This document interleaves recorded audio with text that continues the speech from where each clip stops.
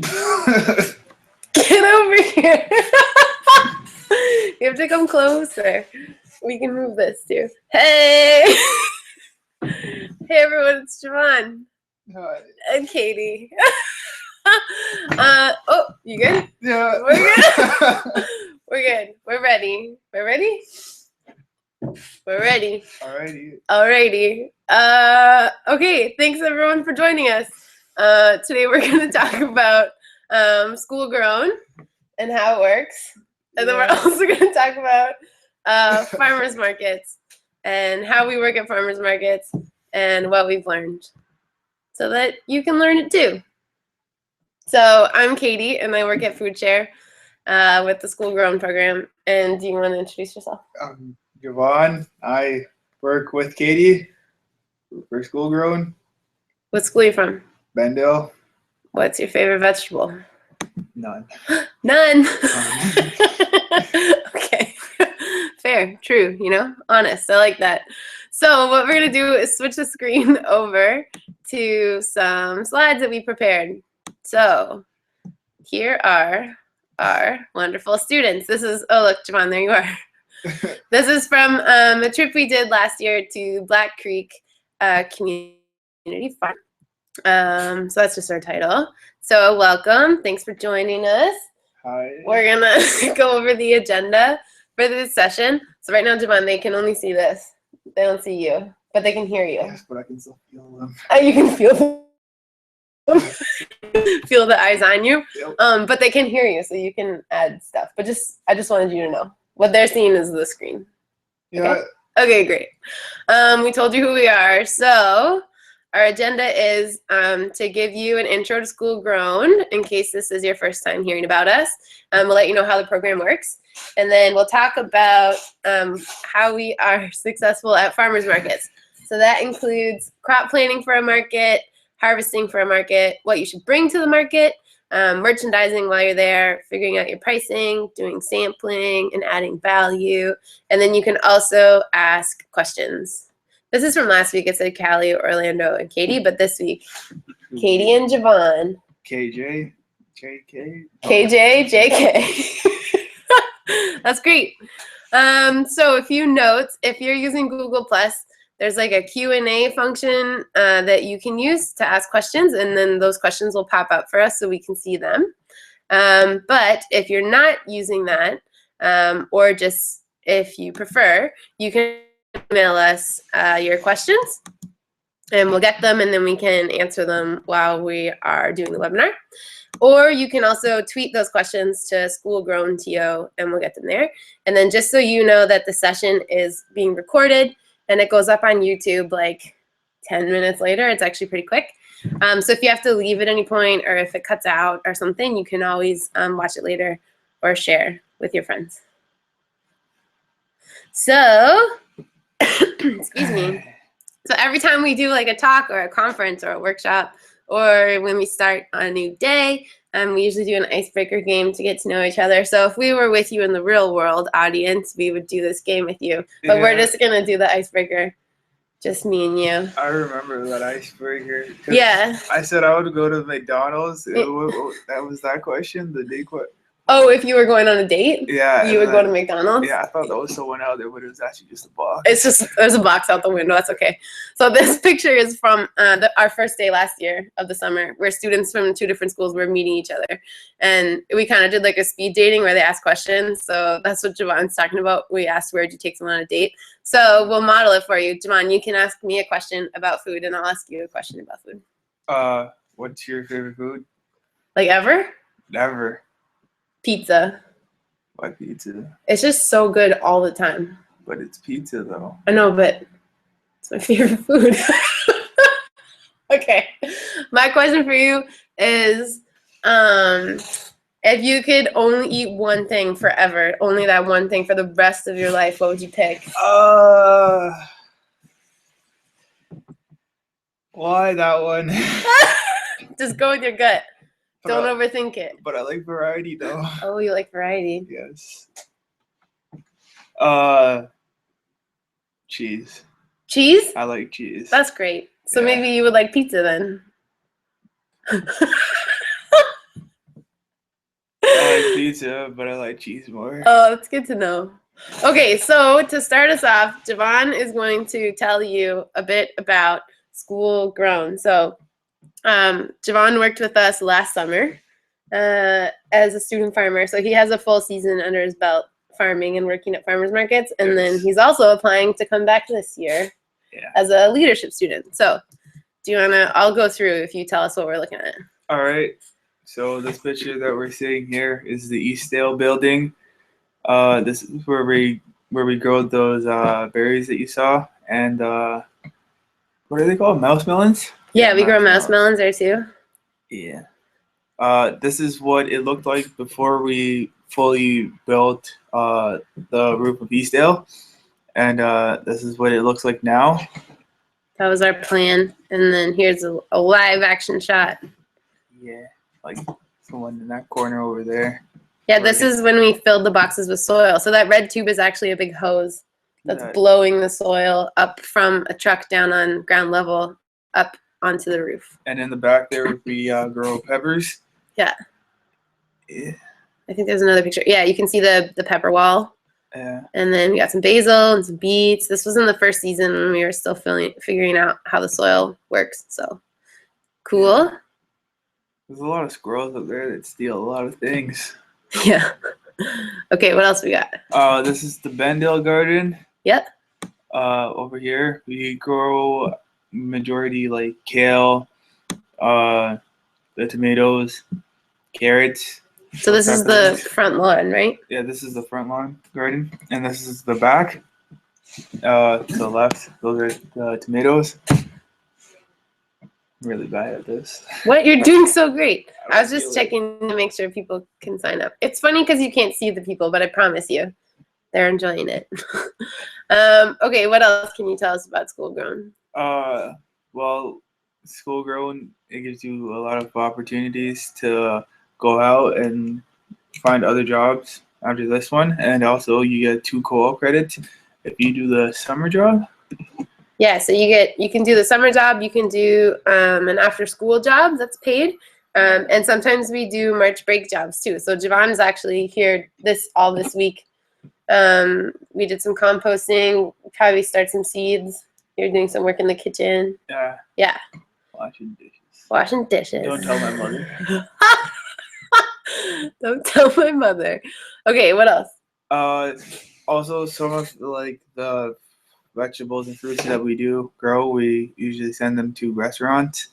I'm not sure what they are named. So we sell it to George Brown College, Burdock. And, that's the one we had lunch at last year. Yeah. We sell to Lazy Daisy Cafe, and we sell to The Hub, which are all great small restaurants that you should frequent often. Yes. They're lovely people. Javon wants to know if we're getting sponsorship money for the shout out we just gave. No, but they do pay for their product. So. All right. Okay, where else does it go? This is at the Eastland Market. That's also where I would say a lot of the food does go and is sold. Mm-hmm. There is also another market. Borden, yeah. Yeah. Well, also we sell it to neighbors, teachers, friends, family members, and yeah. Yeah, that picture where there's like a nice variety, that was a harvest share that we did, where the business class marketed it to all the teachers, and then they sold shares of produce to the teachers, and then the horticulture class helped harvest, and our paid student staff helped harvest. So we try and get a lot of people involved, which is great. What else? Oh yeah, we do these in the summer. So in the summer we can work in the kitchen. That's where I was just coming from. Good food. Yeah, and we learn how to cook the food. So you can see Angie's cooking like a stir fry with some kale in it. And we try and cook the food that's like from the farm so that people get to try it and taste it and eat their veggies. We go on field trips and we do workshops throughout the summer. So here's Javon. In one picture, he's answering a zucchini phone. And another picture, him and Russell are superheroes. Yes. With trowels and cultivators. But Javon prepped this slide about things that he's learned while working at School Grown. Do you want to tell us about it? So things I've learned at School Grown is how to like talk with people better. It's not being shown right now that good, but I have learned how to do that, and also just a really good work experience. And I guess just the knowledge that comes with all of like just like the vegetables, like knowing what season to grow them in, and like how different each vegetable is than the other. How many vegetables did you eat last year? Too much. Too much. The most you ever ate. Uh, We're making a vegetable lover out of you. Okay, so as a reminder, if you have any questions about what we're talking about, you can use the Q&A button, or you can send me an email. We have our email open, or you can tweet a question and we can answer it. So today's topic is about taking your harvest to a farmer's market. And so to point out why this is so important, we wanted to show you some numbers. So 2013 was the first year that we started calling the garden at Bendale School Grown. We increased the number of students we hired. We grew a lot more food, significantly more, and we sold a lot more. So if you look at that number where it says before School Grown 2012, that was just the garden at Bendale, and in that summer just selling kind of in the front lawn of the school and whoever was passing by. They sold, and a market just with the teachers during the school year. They sold about $1,300 worth of produce, which is pretty great for a school garden, right? $1,300 is good. Yeah. But just watch the table. I don't know if they can hear that. Like if it makes a funny sound. Do you know what I mean? I'm really antsy. I'm sorry. Too much energy. Okay, but in 2013 is when we started actually taking the food from the gardens, from the market gardens to the farmer's market. And so that difference, 1,300 to 15,000, wasn't an increase in space at all. It was just having a crop plan and actually going to farmers markets and hiring students to go work at those farmers markets. And then since then, we've been able to increase the amount of revenue that we generate each year as we improve like our growing systems and our selling methods and things like that. So that just points out you can make a lot more money if you take your food to a place where people want to buy it. Yeah. Yeah. So to start, if you're thinking of selling at farmers markets, the first starting point is thinking about your crop plan. So if you're going to go to a weekly farmers market, you need to create a crop plan or a plan for your garden in which you have something to harvest every week. You don't want to have everything ready one week and then the next week there's nothing. There's nothing because you won't have anything to take to the market, and you'll lose your regular customers and that type of thing. Yeah. So a few things would be to choose indeterminate versus determinate tomatoes. So that means pick tomatoes that vine and continue to fruit all summer. So you know how like the cherry tomatoes that we picked? Yeah.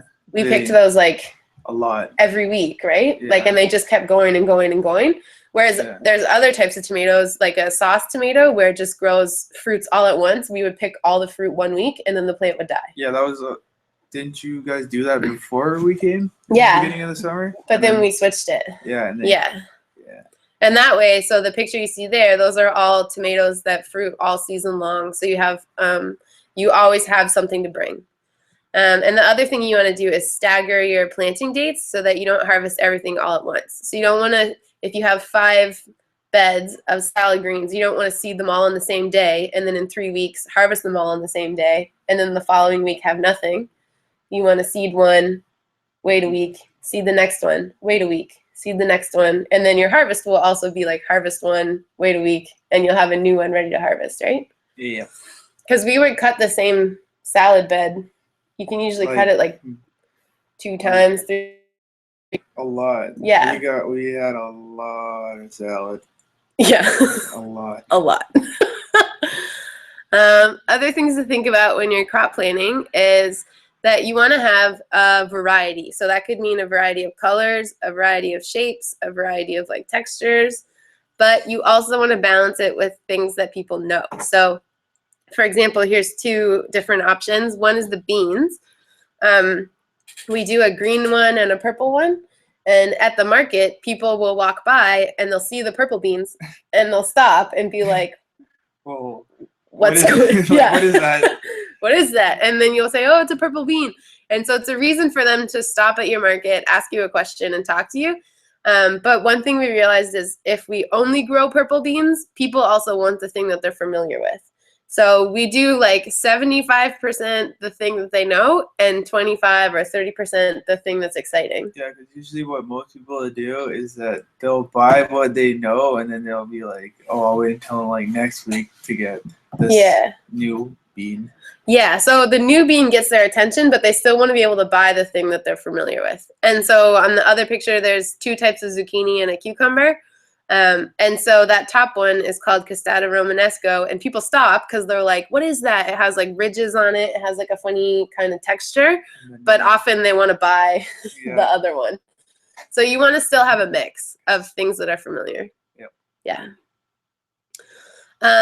So talking about things that you can harvest all season long, some smart things for a market garden would be herbs that you can harvest a bit off the plant and it just keeps growing. So things like chives or parsley. In that picture, there's tarragon and garlic chives. Again, indeterminate tomatoes, so any kind of like cherry tomato. Kale, chard, and collards. You can always harvest the leaves off the bottom of the plant and then let the plant just keep growing as long as you don't take the top of the plant off.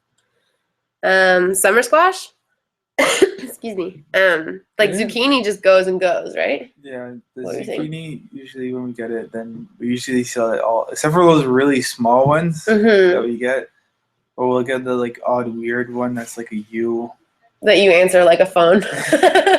Yeah, so people don't usually like to buy the ones that are super, super tiny or super, super big. So there's kind of like a sweet spot of where customers actually want their food.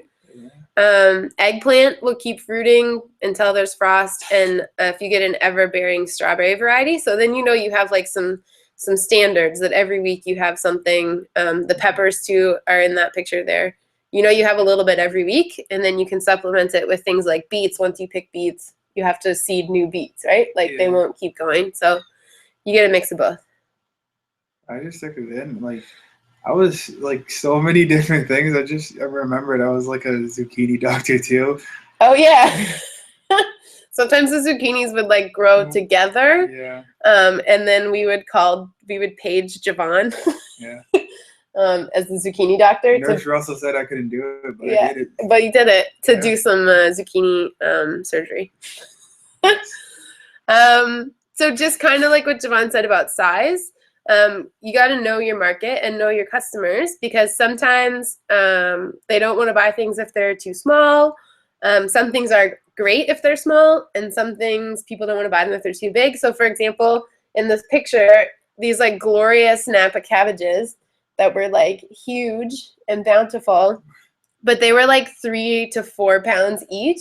So if you're trying to sell your cabbage for like $2 a pound, for example, someone goes at the market, they're like, wow, this is such a great cabbage. And then when you put it on the scale and you're like, oh, great, that cabbage costs $8. Then they're like, no, thanks. Yeah. So picking things when they're smaller or cutting them in half so you can sell them like half at a time. Sometimes it's just a more manageable, like in people's minds, they think it's a better deal. Yeah. Yeah. People don't want too much. Yeah, they don't want to feel like if they buy it, they're going to waste it. Yeah. Part of harvesting for farmers markets also involves knowing how to process something properly after you harvest it. So for example, dunking something in cold water, the technical term is hydrocool. Hydro? Yeah. Remember we used to talk about hydrocooling? Yeah. It just means dunk it in cold water, like submerge it in cold water, basically. What? We had a joke for that or something. Yeah, for sure. We would always be like hydrocool because it sounds cooler than dunk it in water. I not have a superpower for that too. I think you probably did. Probably. So for example, salad greens of any kind, like lettuce, spinach, arugula, Mizuna greens, like they all. We did it with the kale too. Yeah, we did it with kale too. Yeah.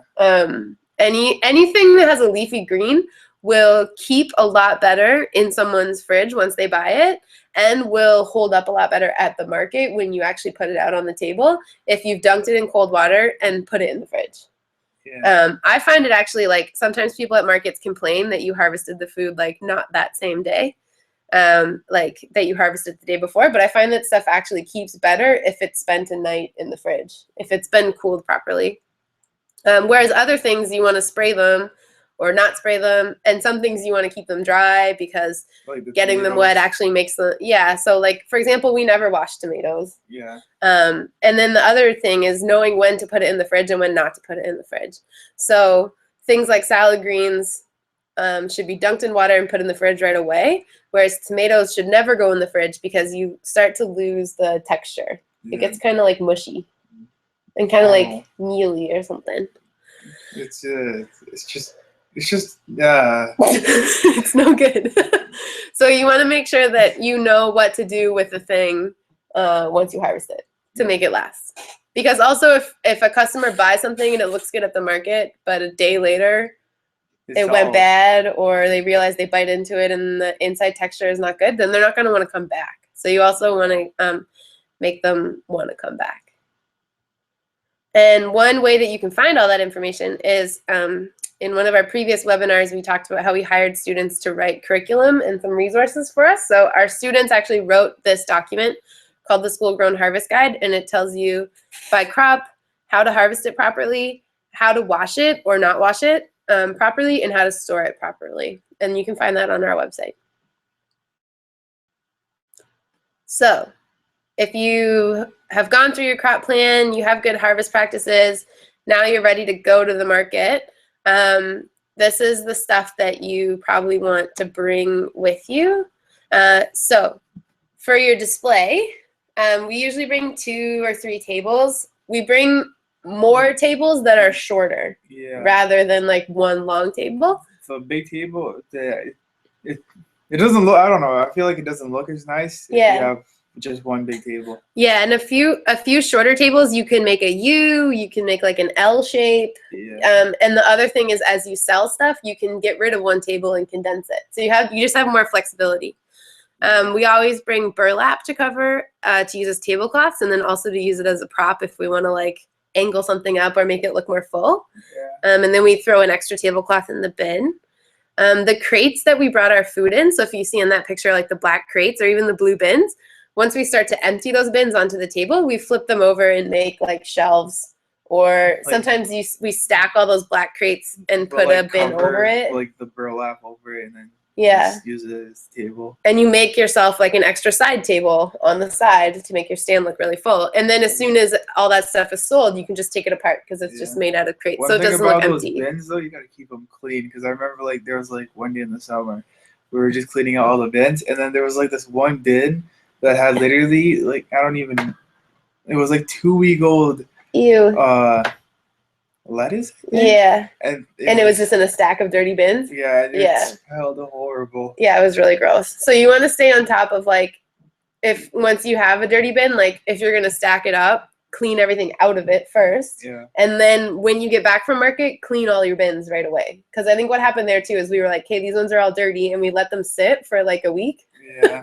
And then when someone went to clean them, they didn't realize that one of the ones in the middle had like some leftover compost in it. It wasn't even like, it was lettuce that like melted. It was like a bin, and then the dirty one that had all the lettuce in it, and then there was like another bin on top of it. So you want to have good systems for keeping things clean.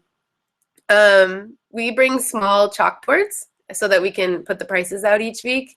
And then we also bring one big chalkboard so that we can, and it's like an A-frame, so we can stand it up and write something like what's on sale, or sometimes we just write like our food was grown by students. So it's another way to like catch people. We got to remember to also like erase like let's say you have a sale on berries, but then you're out of berries. It's also good to erase that the berries aren't there anymore. Yeah, like cross it out or something. Yeah, for sure. So we keep a bin of chalk, and then we usually bring some like baskets. Throughout the season we lose them, but for display, so that like when you have a bunch of herbs, you can have like all your herbs in one basket, and you prop it up on the table with some burlap and make it look really nice. Bring a spray bottle with water so that you can spray things like beets and carrots and greens, and it just think of it like a mister in a grocery store, like in the produce case. And it just feels good, especially on those hot days. We missed each other. Yeah. And then we have a banner that has like our branding on it that you can see in some of our pictures, and we keep that banner in the our tent case, so that wherever the tent goes, the banner is with it. And then you also need tent weights. We use sandbags that like get tied on, and a lot of markets now are like really strict, like they'll send you home if you don't have weights, so make sure you have them. And then the other thing is like some laminated photos of your farm, because people like to see. And then also if you have a few people working, you have someone on cash, someone helping customers, and then someone who's available to like talk about the farm, talk about the program, and do sampling and things like that.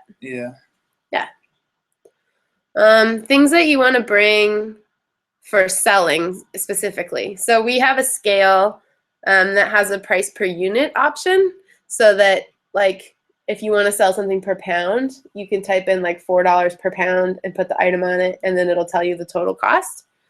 Calculator. Just calculator. We just keep it in the cash box, so then you know that you always have it. Maybe if you need like a pencil or something. We keep a pen in the cash box too. The cash box we try and keep around $100 float to start the market with. A receipt book just stays in the cash box too. It's not often, but sometimes if people buy a lot of stuff, or if a chef comes, they usually want a receipt for their business. We bring small bags, and that's what we put our greens in. But people always ask for larger bags, so we don't offer them ever. But if someone, just because we want to reduce the amount of plastic, but if someone asks, we usually keep just like grocery bags. Or we'll like dump, like, well, they'll usually have their own bags. So we try and encourage people to bring their own bag to the market. And then we do also have some school-grown like totes, like reusable bags that we sell that people can buy.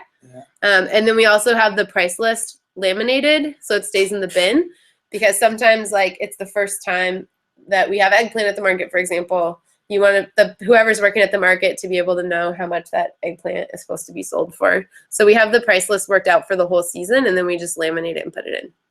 So also in the cash box, you find this sheet that's like keeps track of the cash. So the date of the market, the location of the market, who prepped it, so who counted the money before the market, which is usually a staff person, and then the market staff is who's actually at the market, because those might be two different people. And then cash in is just like what was in the box when you started the market, and then cash out is what was in the box when you left, and then subtract, and you have the sales. So that just helps make sure that everyone's accountable, and you can keep track of how much money was actually in at the end of the market, and if there's something missing, like it just helps you keep better records, because it's, especially if you have lots of staff in the mix, it's easy to get confused and lose track of things. So we just make a system that's really clear that everyone knows. Okay, we highly recommend sampling, and we'll talk about sampling later, but things that you need to bring with you if you're sampling is a hand washing station, so something that allows you to pour water. So like an aqua pack is those blue like water containers. The spray bottle works too. Hand soap and a bucket to catch the water. We throw just like some gloves, like some food gloves in the bin, tongs, a small plastic cutting board, and then small paring knives that have like, you can buy them that have like a plastic cover over them. So if you put them in the bin, you don't have to worry about like someone grabbing it and not knowing there's a knife in there. And then toothpicks. So you want to be prepared for all that. Okay, so setting up your display. Here's Javon again with Callie and Tia and some other students from the year before. So if you think of when you go to the grocery store, I actually learned this at one of the farms I worked at, and he learned it from a guy at Loblaws. But they used to have this saying that was like, pile it high and watch it fly. Like if you pile it big and make it look really abundant and full, it'll sell faster.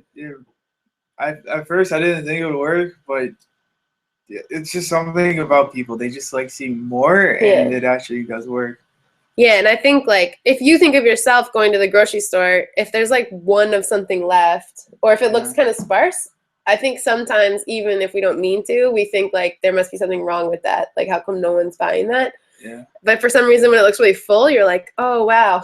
Yeah. Like that. And you want to buy more of it. I remember we had like one, like it was just this one zucchini that we just couldn't sell. No one buys the last of anything. Yeah. Yeah. Rarely. Like strawberries and tomatoes are the only thing where someone's like, usually like you'll sell all the carrots and then there'll be one bunch and that bunch will stay there for like 2 hours. Because it looks sad and lonely, right? So some secrets for making it look full, as you can see in that carrot picture, or where you see where the beets are, we bring like wooden shelf, and the sort of like feet of the shelf are on hinges, so it does fold like, flat, and you can put it in your van. A little bit, so But then you can fold out like the feet of the shelf, and you give yourself a second level, so you have more height. And then if something's like when you sell all those carrots and all of that chard, you can take the shelf off, and it doesn't look empty. It's not like a permanent fixture. Yeah. And the other thing you'll notice is we try and keep the stems or like the base of the bunch like facing the customer. So that Swiss chard, like if it was the other way around and all the leafy bit was facing the customer, it would be really hard for them to see how big a bunch is. To like reach out and grab it. Yeah. So. And the harder you make it, the more likely they're going to go to the next person. Yeah. So they want to see like how big is that bunch? Can I easily pick it up? Excuse me. Do you want to talk about this? I have to drink some water. I'll just wait. Sorry. Okay, so when you're setting up your display, kind of the same thing. You want it to be tight and full rather than spread out. So it means you want to like condense things. So it means as things are selling, you're constantly adjusting. Yeah, like make the piles tighter and taller, and you might add more things to the table, or take out one table or take out the shelf as you start to run out of things to add to the table. Yeah, and also like the colors and whatnot, you can put things that look nice together, I should say. Yeah, so like we try and do like if everything's green, like try and put something colorful in between your green things so you pick up the colors. And then we put things that have the same price point together. So if you put all the bunches together, you can say all these bunches are $3, and you don't have to say bunches of beets, $2.50, bunches of carrots, $2.75, bunches of like. It just makes it a little easier. Oh, excuse me. Okay. We find that out, you sell way quicker and easier. Yeah. Even if they don't even keep the container. So for example, those potatoes, if they were $4 a pound, if you just had them loose and said $4 a pound, people wouldn't really buy them because they don't know what a pound looks like. Yeah. Often they're like shy. They might think it's like a scam or something. Yeah, they can't picture what a pound looks like, and they're too shy to ask you. And they feel like if they do ask you to weigh out a pound and then they decide it's not worth it, they don't want to have to say like, oh, I don't want it anymore because you went through the work. So they just don't bother asking. But if it's $4 a pound and in a pint basket you can fit half a pound, then make the pints $2 for half a pound. Yeah. So your price is still the same. It's $4 a pound. But they can pick up that basket and be like, oh, this is how much it is. I'll take this.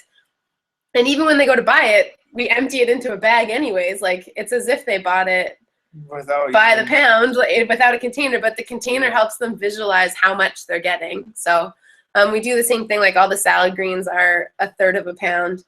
And it just helps people. Even beans, like we'll measure out a pound of beans in a bag or in a basket. Last picture we showed it in the one before. Yeah. Like the beans. Yeah. Those will sell way quicker just because they're in a basket, even though they're the same price. It's not the price. It's like it's helping people get over like the hurdle. I feel like it's more visual and just like what you see than anything else. Yeah. So as you're setting up your display around the table, you also want to make sure that whoever's working at the market is checking for quality. And things that are maybe that you don't want to actually sell. So if anything is supposed to be green but it's yellow or brown, probably not good. Pull it out. Any green that's bruised, you want to take that out. If you've ever bought like a bag of spinach and there's like a slimy one, or like a tub of salad greens and there's a slimy one, that's one that was bruised, and it just rots way quicker than everything else. And when they get home, they're going to be like, oh, this produce is bad, even though it's just one thing, and they might not want to come back to your stall. Anything with a lot of bug holes, we usually sell stuff if it has one or two, and then we tell people like, oh, that's how you know it's organic. Yeah. But if it's like full of bug holes, then it's no good. Yeah. Once it gets like, there's just like some things that were just like you couldn't even sell because it was. Yeah. So for example, in this picture, that's lettuce, or sorry, that's spinach that had a leaf miner like fully living in it. See that tiny worm? Yeah. So like we don't want to sell people salad greens that have living bugs inside of them. Yeah. That's the type of thing that we would pull it out and then just keep like, usually we keep like stuff that's still good but that we don't want to sell. People can take it home. Or we'd keep one of our empty bins that we brought the food in. Once we empty last bunch that never gets sold. Yeah, people can take that home too. But we keep one as a compost bin. So that like for things that are no good, but we're not, but you just want to make sure that people don't like, as they pick out lettuce, they just like drop it on the floor or something, because then you make a mess and you have to clean it up later. Like a place for people to put things is important. So deciding on thing. So there's two ways you pick a price. One is you take the cost of production, so how much it actually took you to make it, right? How much labor time, seed costs, materials you added, divided by the yield, and then you add a margin. So you add 50 cents or whatever. That's how, and then that's how you figure out, okay, these beets need to be $3. Or the other way is just what people will pay you. So that's an easier way to figure it out. And that's often based on what the comparables are, like what is everybody else selling their food for. So when you start at a new market, it's a good idea to just walk around and see what are people's prices and are yours super low or super high or relatively the same, and make sure that you're looking at someone who has the same growing methods as you. So if you grow organically, look at organic produce. Don't look at a conventional hothouse grower and compare your prices, because those are going to be different. And then set a price and then see if you can sell it. See if it goes for that price. If it feels like it's too high, then next week you just lower it. Or if it feels like it was too low, then you can bump it up. What some of the advice that I got in talking to farmers is that it's good to be the second highest price. So you don't want to be the highest for something, because then it feels like people feel like they're getting ripped off. But you also don't necessarily want to be the lowest. And when we first started, I was really concerned that our prices were too high. And I sent them to a bunch of farmers, and they all said, like for insight on what they would say, and they all said that we needed to raise our prices, because we would be, when we go to the market and sell next to someone who drove 2 hours to be at that market, if we sell at a significantly lower price at that market, we're undercutting them, and they're driving home with leftover produce, even though they have like a mortgage and labor costs and all kinds of stuff. Like we're subsidizing our stuff because we get the land for free. So it's better that at the market we sell at market prices, and then we sell lower prices. What's that? It just helps everybody. Yeah, and we do still donate a lot of food, and we sell at a subsidized price to food share and like to other programs. Like we do sell cheaper, we just don't do it at the market, because then you're undercutting your colleagues basically. So eggplant's like a good example of something that people don't necessarily want to pay a lot for. They don't want to pay what it's worth. Some things people will pay more than what it's worth. Like but strawberries, people will pay. Yeah, like people will happily pay $5 for a pint, and they'll buy 4 pints. But people do not want to pay more than 99 cents for eggplant, even though it's worth way more than that. So you want to have a balance. In terms of pricing strategies, it's good to have deals on like multiples. So often we'll just say all of our bunches are $3. And if you want to have a difference between like beets and carrots, like maybe you just have fewer beets in a bunch or fewer carrots in a bunch if you think their price should be different, but the bunch is $3, and it makes it easier for the staff working at the market. It all means you can do a deal. So you can get a bunch for $3 or any 3 bunches for $8. Yeah, people would prefer to buy the bunches. It just seems like a better deal than if you're buying it separate. Yeah. And then we do the same thing for bags of greens. So they're $4 each or $10 for 3 bags, and then you can mix and match. And it's important to have variety for that too, because sometimes we just like have a gap in our seating schedule and the only thing we have is lettuce. And then we're like, do you want to buy 3 bags of lettuce? And they're like, no. Yeah. But if you're like, do you want to buy 2 bags of lettuce and a bag of spinach as your third? And they're like, oh, sure. Yeah. Like, I can eat that in a different way. You should also have like variety in like, like I think we had like 3 different types of kale. Yeah. And we also had different lettuces each week. Like 1 week we would have like a regular lettuce bunch, and then we had like a spicy mix. Yeah, that's what's. Yeah. And then the other thing is you want to avoid reducing prices at the end of the market. And that's another thing that's about like supporting your neighbors.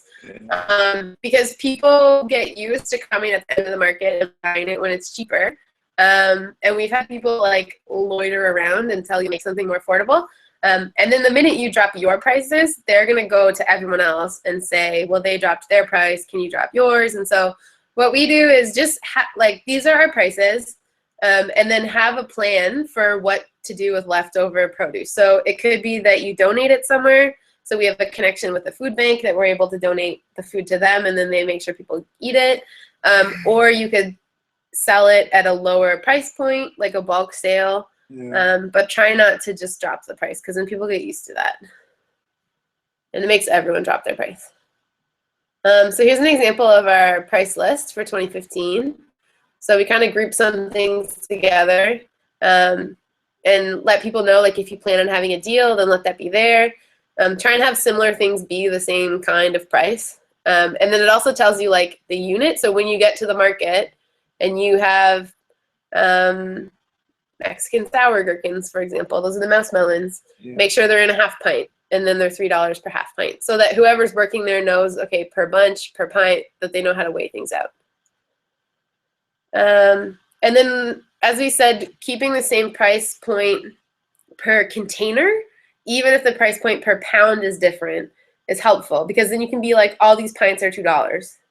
And that might mean that a pint of beans has half a pound of beans for $2, and a pint of okra has 1 pound of okra for $2.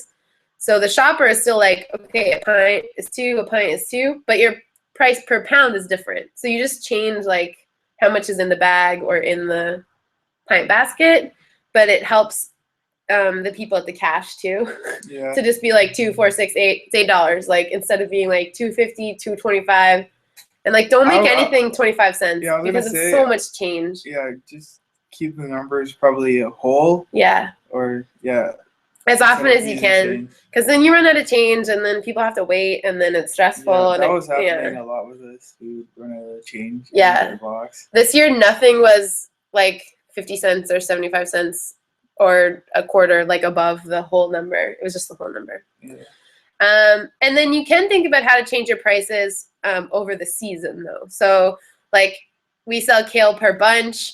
But then as soon as it slows down and it starts getting really cold and there's not as much production, then the leaves don't really get big, we just pick them all off and then sell them per pound in a bag. And then you can make them more expensive or less expensive depending. So you can think about, like, when something available throughout the season and change the prices that way. So a bit more about sampling. I would say that sampling helps you sell like a lot. The turnips, you get samples for those. And to be honest, I didn't think we were gonna sell them because, like, no one knew about them. Like, they were called hack rye turnips, and we sold a lot. We actually didn't. We would sell out a lot of the weeks. Yeah. And we would bring like 90 bunches of turnips, and we would be like, "There's no way." Yeah. But sampling is like, it gets people to stop. It gets people to try something. While they're trying it, you're describing how good it is. You're like, oh yeah, doesn't it have a sweet flavor? Maybe you weren't expecting that. And then they're like, oh, it is sweet. And then they're like, how come I don't buy this at the grocery store? And then you have a chance to say, like, oh, it's kind of rare. It's like a special thing. You can only get it from food here. We don't have these next week. And the other thing is the sampling, even if they don't buy the thing that they sampled, they'll come back. They still stop and talk to you. Yeah. And so they might say, like, oh, but you have beans. I need some beans. Okay, I'll grab those. So and we do sample things like chutney, but as Javon said, like, we'll sample just like a raw radish too, or like one time we sampled pieces of chard, just raw pieces of chard, and people were okay with it. Carrots too, we sampled. Carrots are a good one, yeah. Yeah. So don't think that it has to be like a prepared food or something like, yeah. And then, but also we didn't really sample things that we know will sell easy. Like if we have 10 pints of strawberries, we can sell those in half an hour. I don't need to sample those, you know? But when we have 90 bunches of turnips, like strawberries. then you start sampling turnips. Those strawberries are really good. They're so good. So value added is just like, how can you add value to your produce, basically? So processing it in some way so that you can sell it at a higher price point. Saying that it's organic too. Oh yeah. At a higher price point. Yeah, that's true. So here's a picture of all the canning we did last season, so that in the spring we had stuff to sell. And then also we did seedlings. So in the spring when we had less harvest, but we had space in our greenhouse, we did seedlings for the purpose of selling them. The only thing to be mindful of is that even though the price point goes up, the total production cost also goes up. So it takes a lot of labor to can. It costs a lot to buy those jars, the ingredients. So you want to make sure that even though you can sell, you know, maybe a bunch of beets is $3 and a can of beets is $5, so you're making $2. But how much did the labor, the can, like, and all that stuff cost you? Yeah. And you have to make sure anytime you're like cutting into something, chopping it up to sell it, canning, like that has to happen in a commercial kitchen. Let's make sure you can do that. Also looking at ways that you can just make your product stand out a bit. So we would add like nasturtiums to the top of the salad mix just because then it looked different. Color, it's all about the visual. Yeah, it's all about the visual. So the other thing is to make sure that you start to know what the common questions are that you're going to get. And then if you're working with students or just staff at your market, make sure that you prep them in how to answer that question like confidently so that they feel good. So these are some of the frequent questions that we get all the time. People ask, is it organic? And it's important to know that with the marketing laws, if you're not certified organic, you're not allowed to market it as organic, but you can describe, Good afternoon, food share. It's lunchtime. Thank you. It's lunchtime at Food Share. But you can describe how you grew it. So we say things like, we do tell people we're not certified organic, but we grow organically. Do you have any questions about how we grow? And then sometimes they're like, yeah, do you use pesticides? And then we can be like, no. Yeah, and then that usually leads into something, and then they'll probably end up buying something. And then they end up buying it, yeah. How do I cook it? People ask me that all the time. Or like, how do I eat it? So you want to make sure that people know for everything that you're selling, they know 3 ways to eat it. Whether it's like you can chop it up and put it in a salad. Or bake it. Make a chip out of it. And you can cover it in olive oil and garlic and roast it or something, right? Because as soon as you can start to describe like olive oil, garlic, salt and pepper, a little lemon juice, then people are like, okay, I'll buy it. And then they'll go home and actually like try it. For sure. People often ask it like, is this an heirloom? And so just knowing like how are you going to answer that question? Do the people who are selling the food at the market, are they the same people who are growing the food, and do they know how to answer questions about seeds and production, or do they need a bit of support in knowing how to answer those questions? Because is this an heirloom? And then they're like, I don't know. Yeah. And then they're like, oh, and then they put it back. And then they go to the next one. Where the next farmer's like, oh yeah, I carefully select all of my seeds from like, I only grow from such and such like organic, you know. So you just want to be able to answer questions and make it seem like you're really confident.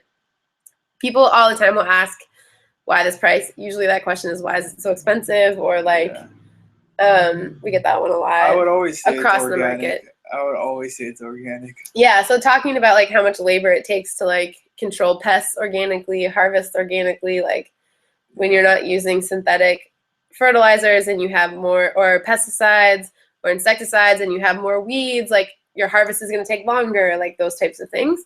So just making sure that people know what to say instead of just like, why is it this price? And then like, whatever. Yeah. What I would say too is if someone is really curious, but they're asking about prices, again, don't drop your price, give them a sample.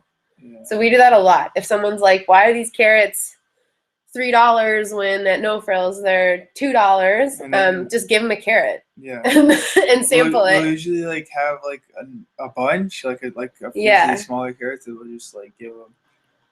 And the thing about these vegetables that are like, I never thought this personally, but like organic food, it actually tastes different. Yeah. It really does. Yeah, so give them to be able to try it. Or sometimes too, we'll just be like, here, take it home and then come back next week and tell me what you think. And then they're like, oh, okay. Because then it shows like you get the food, you care about them, you want them to be able to try it and get good value. But people are used to coming and saying, why is it so expensive? And then you're like, okay, I'll give it to you for $2. And then next week they come back and they're going to be like, give me the $2 rate. Yeah. And there's been some people who come and they say, why is it $2? And then you explain and they're like, great, I'll buy it. Like if you're confident in what you're doing, then people are cool with it. Yeah. As you work, you want to make sure that you keep your area clean and organized. Yeah. Like you're working with food. So if you think like if you were in a restaurant and the restaurant looked really dirty and there was just stuff everywhere and they weren't organized, that might give you like some impression about the quality of the food or the safety of the food. So like in this picture, anytime we empty a bin, we stack it and take the lid off it. So you know that's an empty bin. You don't have more produce in there. Like it just kind of keeps things tidy instead of having bins all over the floor. You want to keep the produce in the shade. So we always put stuff that's not yet out on the table that we're going to sell later. Usually under the table. Yeah, in the boxes underneath the table, and then check on them like once in a while. Yeah. Give them like a spray or something. And because the sun changes. So sometimes like depending on where your tent's facing, something's in the shade and then an hour later it's no longer in the shade because the sun is lowering or whatever. Like one time we had to like move everything to like the left side of the tent because the sun was like just destroying it. Yeah, definitely. And even at the market, we were originally on like the opposite side of the pathway and we were just getting like roasted with sun, and the person across from us was just selling like, they were like a massage person. So we just asked like, can we switch because they have a lot of shade and that's good for our product and they can be in the sun and that doesn't mind. So sometimes you can be proactive too and just make sure that you don't have to deal with a lot of sun. Be mindful of your neighbors. So like I said, we bring that A-frame sign. We actually made a smaller one. The first one we made was like really big. And we found out that by putting it out, you kind of block the sight line of the person beside us. And that felt really rude. Like we didn't want to like take up space that wasn't our space when that person's also trying to just like make a living selling food. And also just like, where do you put your stuff? Because when you first get there, you just kind of put your stuff on the ground and put the tent up, but just make sure that you're not like and also when spreading. You go to like the farmers market and whatnot, they have like little sections that's like only yours. And I think it was like one of the stricter ones where you would get in a lot of trouble for like being over your border line. Yeah, so try and keep everything contained. And then again, keep like a compost bin. So, because you'll see like you'll go through a salad mix and you'll see a yellow one and you'll pick it out and it's so easy to just like chuck it on the grass. But you just want to make sure that you're being like a nice neighbor and you're keeping everything clean. I think that's it in terms of selling at farmers markets. Do you have any words of wisdom, Juan? Good luck, and the customer is always right. Yeah. I don't see any questions. We're okay, but if you are watching this and you have questions later, or if you want to follow up, you can email me and we can answer those questions for you. And this will be up on YouTube in like 10 minutes, which is great. So thanks for joining us. You can find us on Twitter at SchoolGrownTO. You can come see us at the farmers market. Eastland and Borden, which is at like Bloor and Bathurst. Yeah. Okay, great. Bye.